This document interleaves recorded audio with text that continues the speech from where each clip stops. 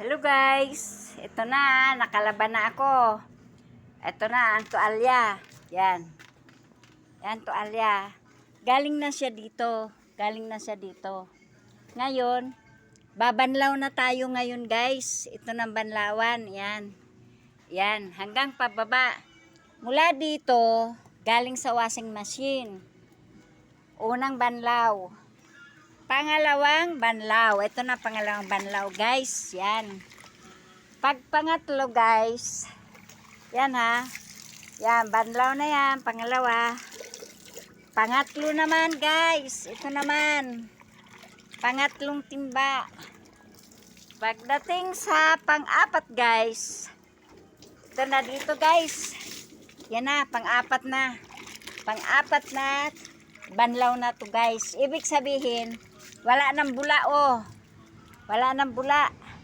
Ibig sabihin guys, nakatipid ka ng trabaho mo. Mabilis na proseso. Ayan. Galing doon, unang laba, galing yung mabula na yan, galing sa washing machine. Sumunod, banlaw, unang banlaw. Unang banlaw, pangalawang banlaw, pangatlong banlaw, pang-apat na banlaw. Saan ba nanggaling ang tubig? Dito guys, sa drum. Dito ko kinukuha, iniigib ko din. Kaya mabilis maglaba guys, di ba? Yan. Ibig sabihin, nakatipid tayo guys ng oras sa ganyan laba. Ganyan trabaho ko. Kaya yan guys pinapakita ko sa inyo paano tayo magiging wise sa mga trabaho sa ating loob ng bahay. Tayong mga babae, pati mga lalaki. Yan. Yan. Ito yung kauna-unahan sabon, nasabunan. Pangalawa, pangatlo, pang-apat. Banlaw na talaga, malinis na, wala nang bula guys. Makita nyo, wala nang bula. Ayan, unang banlaw, pangalawang banlaw, pangatlong banlaw, pang-apat. Ibig sabihin, napakabilis po ng trabaho. Ganun po tayo umatake sa ating mga trabaho sa loob ng bahay. Lalo na tayong mga nanay.